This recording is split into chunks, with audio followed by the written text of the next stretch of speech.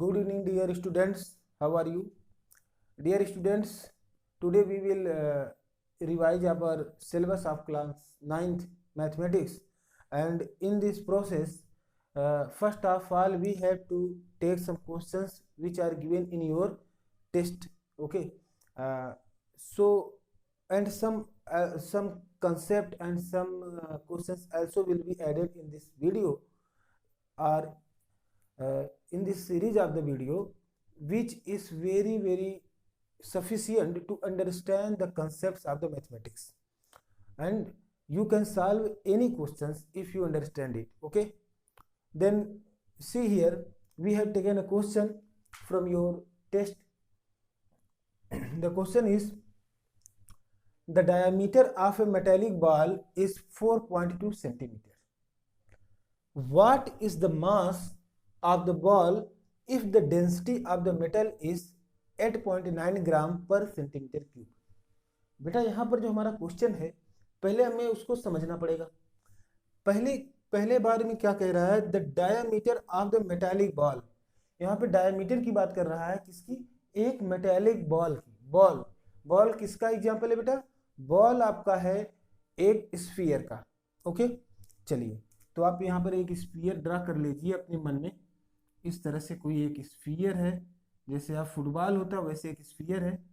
ठीक है, एक स्फीयर है इस तरह से। अब एक मेटालिक बॉल है, मेटल का बना हुआ बॉल है। ठीक है, इस 4.2 सेंटीमीटर, यानी इसका बेटा डायामीटर क्या है? d इज इक्वल टू क्या गिवन है? 4.2 सेंटीमीटर। व्हाट इज द मास? क्या पूछ रहा है बेटा? मास पूछ रहा है, मास, m। What is the mass? What is the mass of the ball? इस मेटालिक बॉल का मास क्या होगा if the density of the metal is 8.9 ग्राम? तो डेंसिटी अगर गिवन है, यहाँ पे क्या गिवन है बेटा? डेंसिटी गिवन है। अब डेंसिटी में मास का रिलेशन क्या है? Density is the mass per unit value. Okay, यानी density is equal to mass upon value. Okay, so density is nothing but mass per unit value, but density is equal to mass upon value. So what we can calculate? There is a density is the value of density is 8.9 gram. Density is equal to 8.9 gram. The mass, you have to find the mass. The volume is not given, then how you will calculate? First of all, you have to see that what things are available to calculate the volume. So our first step to calculate the volume, सबसे पहले बेटा हम volume को calculate करेंगे, और हम देखेंगे कि क्या कुछ चीजें हमारे पास अवेलेबल है जिससे हम इस स्फीयर के वॉल्यूम को कैलकुलेट कर सकते हैं। Remember the formula of volume of the sphere. So write here volume of sphere 4/3 pi r cube. Here 4/3 is constant, pi means 22/7. It is also constant. There is only one variable, it is radius of the sphere. Okay, so if we have the diameter, then we can calculate the radius of the sphere is equal to 2.1 centimeter. Okay, now we can calculate the volume of the sphere. So this much is equal to 4/3 into 22/7 into 2.1 power 3 is equal to 4/3 into 22/7 into 2.1 into 2.1 multiplied by 2.1, 3 times. Just calculate it. Okay, so 7 3 जा 0.3 यहाँ पर आएगा बेटा, और 3 से बेटा इसको हम करेंगे तो ये 0.1 आ जाएगा। अब देखिए, अगर 4 से बेटा 22 में हम मल्टीप्लाई करेंगे तो हमारे पास आएगा 88, और इस 88 में बेटा 0.1 से मल्टीप्लाई करेंगे तो यहाँ पे एक डेसिमल लग जाएगा, इंटू बेटा 21 का स्क्वायर क्या होता है, 21 इंटू 21 करेंगे तो 441 आता है। ठीक है, अगर आपको ये याद नहीं है तो इसको अलग से ऐसे कैलकुलेट कर लें, तो यहाँ पर आएगा 441, और बेटा यहाँ पर 1 डिजिट पर डेसिमल है, यहाँ पर भी 1 डिजिट पर डेसिमल है, तो यहाँ पर 1 2, यहाँ पर 2 डिजिट पर हम डेसिमल लगा देंगे। अब हमारे पास बेटा एक वैल्यू आई है, इनका हमें मल्टीप्लाई करके लिखना है, यही इसका वैल्यू हो जाएगा। तो देखिए 4.41 मल्टीप्लाइड बाई 8.8, 8 1 जा 8, 8 4 जा 32, 8 4 जा 32, 32 और ये 3 हो जाए 35, फिर 8 2 5 3, 8 0 6 और ये 2 8, और ये हो जाएगा 8 3। अब हम यहाँ पर कर लेंगे 3 डिजिट पर, 3 डिजिट पर हम क्यों डेसिमल लगा रहे हैं बेटा, 2 डिजिट ऊपर है 8 डिजिट पे नीचे, इसलिए यहाँ पे 3 डिजिट पर हम डेसिमल लगा देंगे। इक्वल टू बेटा हमारे पास क्या आ गया, 38.808 सेंटीमीटर क्यूब, ये बेटा वैल्यूम आ गया। This is the value of V. Okay, ये वी की बेटा वैल्यू आ गई, वैल्यूम ऑफ द स्फीयर, इसको वी से रिप्रेजेंट करें, ठीक है, जो कि हमने यहाँ पर डिनोट किया हुआ है। ना हमारे पास बेटा दो वेरिएबल के वैल्यू आ गए, एक तो डेंसिटी की वैल्यू गिवन है और वैल्यू को हमने कैलकुलेट कर लिया, तो एम की वैल्यू कैलकुलेट कर लेंगे कि नहीं, वेरी इजी, जस्ट अब इसमें केवल कैलकुलेशन बचा है बेटा। ठीक है, तो चलिए देखते हैं, इसको आप नोट कर लीजिए, और हम यहाँ कहीं पर इस स्फीयर को हम हटा देते हैं। ठीक है, स्फीयर को हटा दें और यहीं पर हम इसको सॉल्व कर देते हैं। चलिए यहाँ पर तो जगह है ना, यहाँ पर हम इसको सॉल्व कर देते हैं। देखिए density is equal to mass upon volume. Density की वैल्यू क्या है बेटा, 8.9 gram, 8.9 gram is equal to mass, तो आपको कैलकुलेट करना, अपॉन वैल्यू की वैल्यू क्या आया बेटा 38.808। तो एम इज इक्वल टू बेटा क्या हो जाएगा, इसको इधर लाएंगे तो इसमें मल्टीप्लाई हो जाएगा 8.9 मल्टीप्लाइड बाई 38.808। अब आपको कुछ करना नहीं बेटा, जस्ट इसमें मल्टीप्लाई करना है। ठीक है, इसमें मल्टीप्लाई कर दीजिए, तो अप्रॉक्सीमेटली अगर लेना चाहे तो क्योंकि 8.9 है तो इसको इस पूरी वैल्यू को बेटा 9 मान लें, और 9 से 3.8 में 3.8.8 में मल्टीप्लाई कर दे, नियर अबाउट वैल्यू आ जाएगी। लेकिन हम पहले इसको कैलकुलेट करते हैं 38.808। चाहे तो हम 2 डिसमिल तक यहाँ पे ले, इस 8 को बेटा हटा भी सकते हैं, लेकिन हम पूरा लेकर के चल रहे हैं। ठीक है, 8.9, 9 8 जा 72, 2 और 9 0 जा 0 आएगा तो 7 यहाँ पर ऐड होगा तो 7 हो जाएगा, 9 8 जा 72, 2 होगा, 7 कैरी होगा, फिर 9 8 जा 72, 72 और 7 79, यहाँ पर बेटा 9 आएगा, फिर 7 कैरी होगा, फिर 9 3 जा क्या हो जाए 27, 27 और 7 ऐड होगा इसमें तो 34, ये होगा बेटा।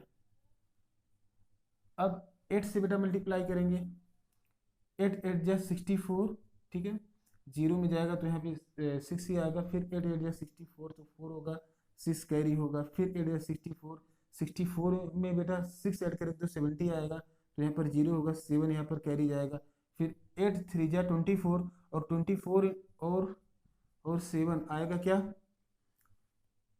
11 1 3, ये हो जाएगा 1 3 2 1 और यहाँ पर 1 कैरी होगा तो ये होगा 9 और ये होगा 10 13 3 1 5, ये हो जाएगा बेटा 4 3, ये वैल्यू आ रही है 3 और एक 4, 1 2 3 4। तो हमारे पास क्या आ रहा है बेटा, ये देखिए, सॉरी यहाँ पे लिखना हमें 345.3912। अगर बेटा हम 2 डेसिमल तक वैल्यू लें, इसको हम छोड़ना चाहे तो छोड़ दें, हमारे पास 345.39, ये हमारा आंसर आ जाएगा बेटा। दिस इज द मास, इतना ग्राम आ जाएगा बेटा। Okay, this is your final answer of this question. तो नोट कीजिए बेटा इसको। 10 मिनट्स हो गए हैं और हम देखते हैं अगला क्वेश्चन आपका। चलिए आइए देखते हैं बेटा दूसरा क्वेश्चन। इसको हटा दे रहे हैं, आप वीडियो को बेटा रोक करके पूरा जो है आप इसको नोट करना चाहें तो नोट करें, समझना चाहें तो समझें, ठीक है। और हम दूसरा आपके टेस्ट का जो दूसरा क्वेश्चन बेटा वो हम आपको यहाँ पर करके दिखाने वाले हैं। आइए,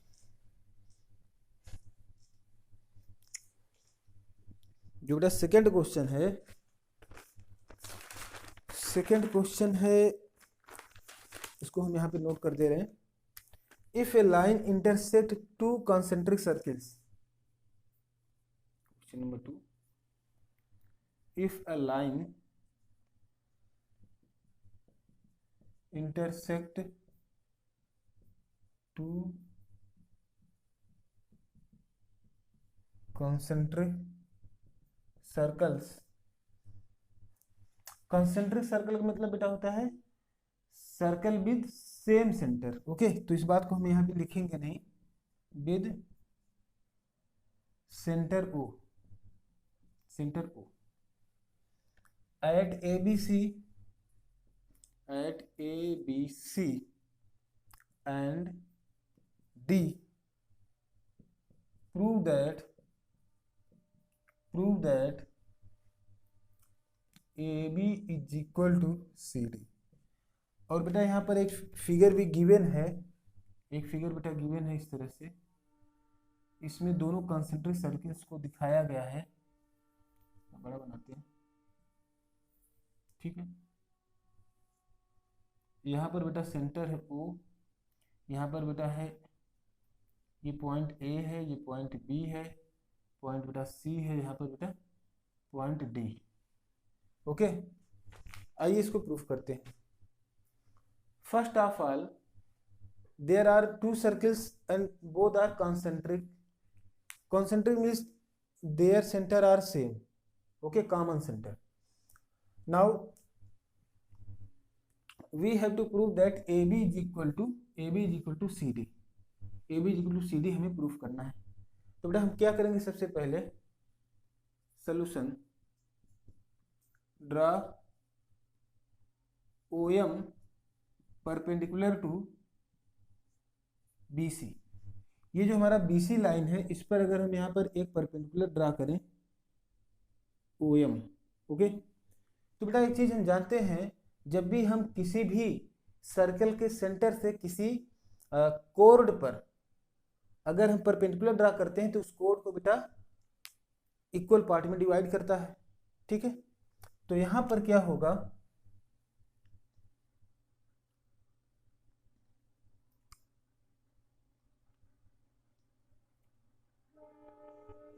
now OM bisect chord BC, okay, so that BM is equal to CM, equation number first, and OM also bisect chord AD। बेटा AD जो भी कोड है, इसको भी तो ये जो है सब डिवाइड करेगा, ठीक है, बाइसेक्ट करेगा। तो हमारे पास क्या हो जाएगा बेटा, AM is equal to DM, equation number 2। Okay, now we have to do that, we have to subtract equation first from equation 2। Okay, subtract equation first, sorry equation first from equation second, then we will get AM minus BM is equal to DM minus CM। अब बेटा from the figure we have to see here AM minus BM अगर करेंगे बेटा बचेगा क्या, हमारे पास AB बचेगा। तो इसके प्लेस पे बेटा हम क्या लिखेंगे, इसके प्लेस पे हम क्या लिख देंगे बेटा, ए बी लिखेंगे। A B is equal to बेटा D M minus C M है, तो देखिए यहाँ पे डी एम माइनस बेटा सी एम है, तो डी एम में से बेटा इतना पार्ट हटा देंगे, बचे क्या, सी डी बचेगा, तो यहाँ पे लिखेंगे बेटा सी डी। तो ये बेटा हमारे पास यही हमें प्रूफ करना था, A B is equal to C D, A B is equal to C D, hence proved. Okay, hence proved. इस तरह से बेटा हमने दूसरे क्वेश्चन को भी कैलकुलेट करके देखा है। ठीक है, आप इसको नोट कीजिए, थोड़ी देर बाद में हम अभी दूसरा इसके बाद एक क्वेश्चन और लेंगे। ठीक है, जो आपके एग्जामिनेशन के लिए इंपॉर्टेंट हो सकता है।